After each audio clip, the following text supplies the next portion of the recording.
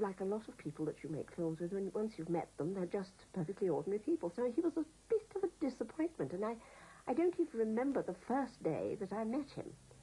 But I did a film called Let George Do It with him, and I think the thing that I admired most about him was his technique, you see. He was a very dull man. I don't remember ever holding a conversation with him. But when you watched him doing his stuff on the floor, then he became a completely different person.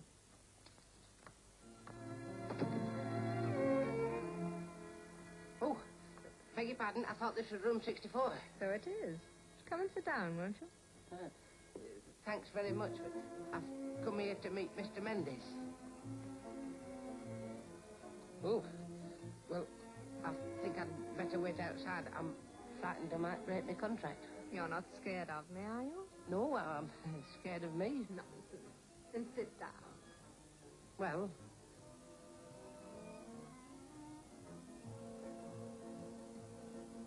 Do you care for One Night of Love? Mother! The funny thing was, whenever anybody did a film with George Formby, it would go around the grapevine with the girls. If you're going to do a film with George, he'll make passes at you. And I thought, oh, I've been ready for that, you see. And nothing happened. I did the whole film, and he didn't make a pass at me. And I thought, oh, well, something's lacking in me. He obviously doesn't like me. But I realized that it was because Beryl was on the set the whole time. And on the very, very last day, it was very near Christmas, and Beryl had to do some Christmas shopping. And I was in my dressing room in the lunch hour, and a knock came at the door, and George stood there, rather like a little boy, and said, I'm crazy about you, and that was all. I think Beryl appeared the next minute, but it was quite extraordinary how he couldn't resist, or couldn't resist trying, I suppose, to make it with all his leading ladies.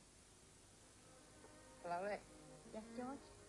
His love scenes with those improbably posh leading ladies were censored by the implacably jealous Beryl, so that in romantic moments he was nearly always reduced to adolescent coyness.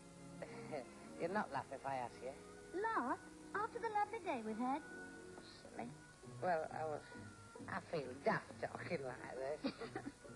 What do you want to say? Well, you see, you're different. I've never met anybody like you before. Go on.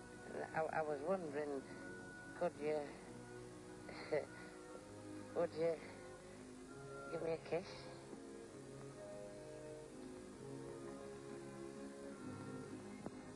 Look out, George. I believe he does it on purpose. I don't care what he does. But when he wasn't being coy, he could sing a love song with winningly natural charm. I'm leaning on the lamppost at the corner of the street in case a certain little lady comes by.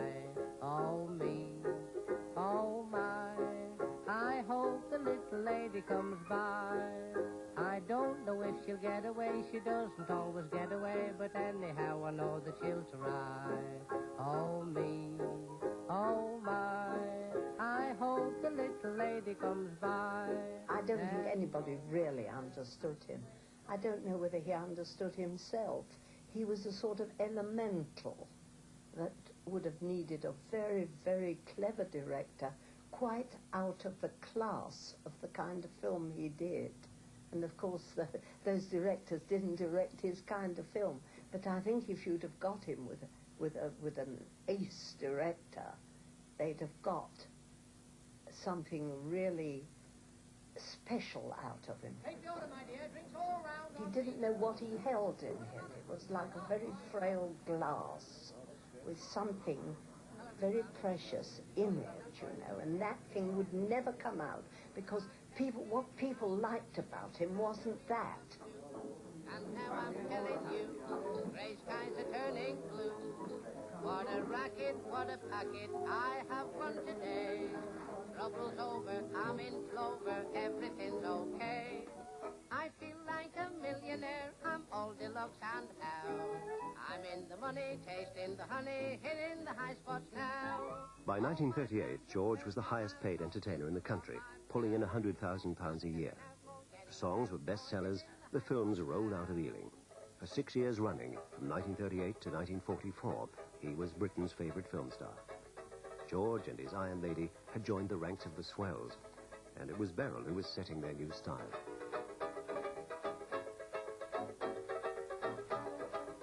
never missed a thing. And she always felt that, well, here's the gold mine. I'm not going to let anybody else take their pick and shovel there. I think she always thought you either wanted to make a date with him or borrow £1,000, and you only wanted to say good morning, and so did he. She'd always been a hard lady, tough lady to deal with. I believe an excellent manager. She was a businesswoman through and through.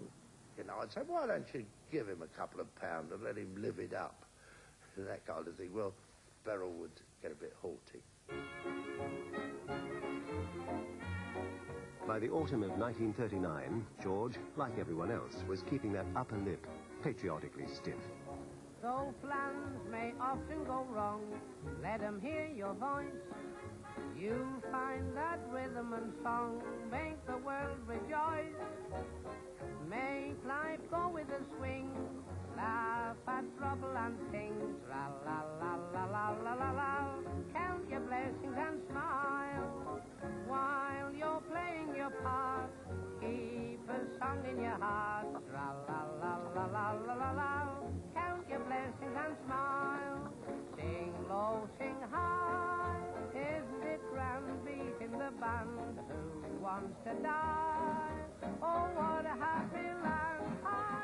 As the people prepared for war, George reminded them that merely by being British they were truly fortunate. Like other entertainers, he was recruited into the propaganda game, and it came easily to him. He was an uncomplicated patriot who believed every word. The war movies kept to the old Formby formula. Northern twit outsmarts crooks and becomes hero. Except that now the crooks were Nazis. Indeed, this dream sequence, an opinion poll would reveal some years later, raised morale in Britain to its highest point during the entire war. Der Spanier, Christoph Kolumbus, gestützt auf die Erfahrungen deutscher Gelehrter und unterstützt von deutschen Apparaten und Instrumenten. Tut ihr nicht vergessen? Hey, Willenberg! Adolf! Polizeiachilles! 4 Jahre lang als einfacher Soldat ununterbrochen beim Well, you asked for it. Finger. Allein. Look out, Adolf! I'm coming after you. I'm determined on self-determination. I wipe the British Empire from the face of the earth. I want you. Why? You're my last territorial demand in Europe. British Schweinehund, for that I knock your head off on the block. Not if I knock your block off first. Oh.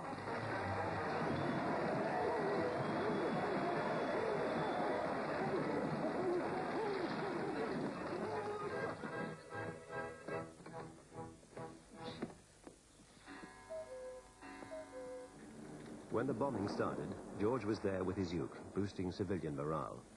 He seemed to answer a public need for a very ordinary hero, a simple man, indestructibly cheerful, whose defiant decency was the proper retort to an obscene foe. It's not often that so famous a man as Admiral Sir Edward Evans compares a concert. Here he is at an underground shelter introducing a man with a ukulele. You will hear George Formby, so typical of this country, and Geraldo and his orchestra. And you will hear London, below ground, making a night of it.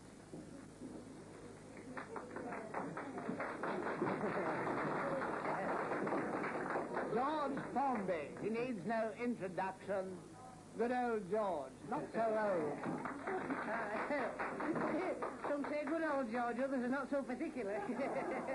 Anyway, it's turned out nice. I can go on, Eric. Now behold in me an LDV, for battle I'm just yearning, doing my best like all the rest to keep the home fires burning. Each evening stiff and starts, up and down the street I march. I'm guarding the home of the home guard, guarding the home guard home. All day long, steady and strong, doing what I'm told and I can't go wrong. All